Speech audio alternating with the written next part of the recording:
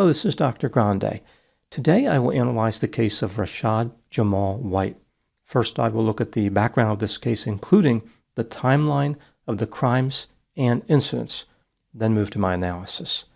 Rashad Jamal White was born on November 22, 1986, and raised in Chicago, Illinois.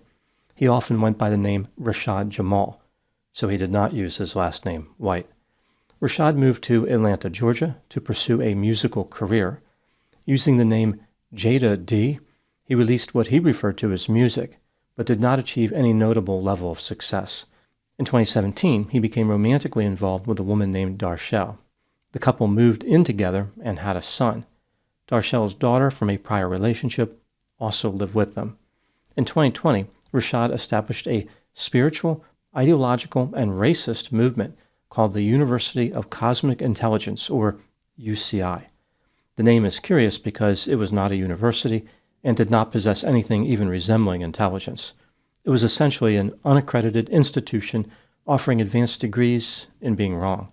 Rashad promoted the teachings of UCI on YouTube, Facebook, Instagram, and a social media platform called TikTok. Here are a few examples of his teachings. The planet Earth should be referred to as Kai, like K-I.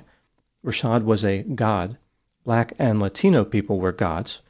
Black people were the original indigenous people of North America. Men should practice polygamy. Birds are not real. Rather, they are robotic drones used to spy on people. NBA players are synthetic robots. The governments of the world control the weather, try to close interdimensional stargates, and enact laws that do not apply to the enlightened followers of UCI. And followers should detach from the government and live off the grid. These are just a few of Rashad's beliefs. I'll talk about more of his beliefs in the analysis. Despite the bizarre beliefs that Rashad promoted, he was able to attract a large quantity of followers. His success was partially attributable to the paranoia and panic that characterized the early part of the COVID-19 pandemic. More people were looking for reassurance in those unsettling times, and Rashad was there to cash in on their fear. UCI made money by selling music, books, crystals, necklaces, bracelets, clothing, and recorded lectures. Rashad also promoted group meditation events in multiple states. He eventually accumulated a massive audience for his social media content. For instance, on YouTube, he had 237,000 subscribers, and on Instagram, he had 127,000 subscribers. On January 16, 2022, a man named Damian Washam, who had an intense interest in Rashad's teachings, went on a rampage in 8 Mile, Alabama. Using a samurai sword, he attacked family members, killing his mother and injuring 2 other relatives. Damian was found not guilty by reason of insanity. Rashad was not implicated in this crime. Damian worked alone.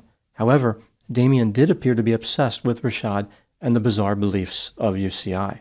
For instance, Damian was fascinated by clones, a topic Rashad frequently discussed.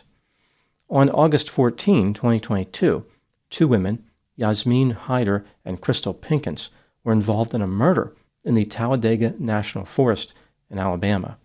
Both of these women promoted Rashad's content online. On a service road, Yasmin flagged down a man named Adam Simji and his girlfriend Michaela Paulus to help her jumpstart Crystal's vehicle. When the couple stopped, Yasmin produced a firearm and attempted to rob or kidnap them. Adam retrieved his own firearm, fired at Yasmin, and struck her in the leg. She returned fire and struck Adam in the back. Adam died, and Yasmin survived. The police searched the area and found a campsite where they encountered Crystal and her 5-year-old son. The police said that the 5-year-old pointed a shotgun at them before they took the weapon away from him. Yasmin pleaded guilty to murder and other offenses and was sentenced to 35 years in prison. Crystal was convicted of murder and other offenses and received life in prison. Just like the case involving Damian, Rashad was not implicated in the crime, but the women were devout followers of his teachings. It appeared as though his bizarre belief system was having a negative impact on some people. In May 2022, Rashad Jamal White was arrested for making inappropriate contact with Darshell's daughter, who was 10 at the time of the crime. The police had been looking for Rashad for a while before making the arrest. When they caught up to him, he was married to another woman named Zacchaeus. He wasn't going to let running from the authorities impede his spiritual commitment to romantic expansion. In August 2023, Rashad was convicted. He received a sentence of 18 years in prison. Rashad must be released no later than May 2, 2040, but it is likely he will be released much earlier than that. Despite being in prison, the impact of Rashad's beliefs persisted and appeared to be connected to yet another disturbing incident. This one took place in Berkeley, Missouri, which is near St. Louis. In November 2022, a 24-year-old woman named Michaela Wickerson moved out of her mother's home with her 2-year-old daughter, Malaya. They moved into a rented house in Berkeley. Michaela was a follower of Rashad and heavily invested in his teachings. Eventually, 4 other followers of Rashad moved into the same house: a 27-year-old woman named Garielle German, her 3-year-old son, Ashton Mitchell, a 24-year-old woman named Michaela Thompson, not to be confused with Michaela Wickerson, and a 29-year-old man named Naman Williams. The group isolated themselves from the outside world, quit their jobs, and repeatedly expressed that they were gods. Neighbors reported bizarre activity at the house. For example, the occupants meditated in the backyard as if they were praying to the sun, sometimes while in a clothing-challenged state. They hugged trees, buried coins in the yard, and sometimes sat in tall grass with their palms facing upward. The adults began using different names that appeared to be associated with the teachings of Rashad. In mid-August 2023, the police performed a welfare check on the rented house in Berkeley. It did not appear as though anyone had lived there for 2 weeks. They found bags of water containing pennies hanging in various places and sticks wrapped with copper wire. This may have been connected to Rashad's teachings, which placed considerable importance on the mystical power of copper. He believed that if he had items made of copper near him, his intent would charge an electromagnetic field around him.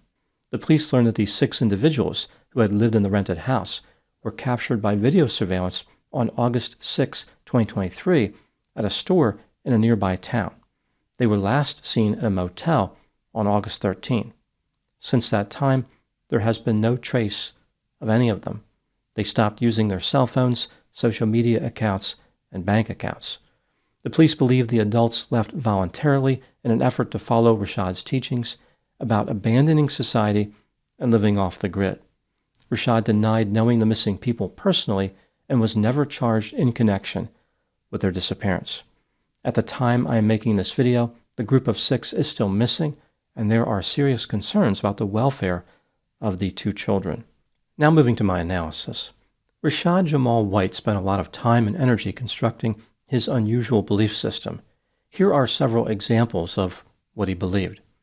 Rashad referred to himself as a god, a prophet, a messiah, a cosmic scientist, and a spiritual guru.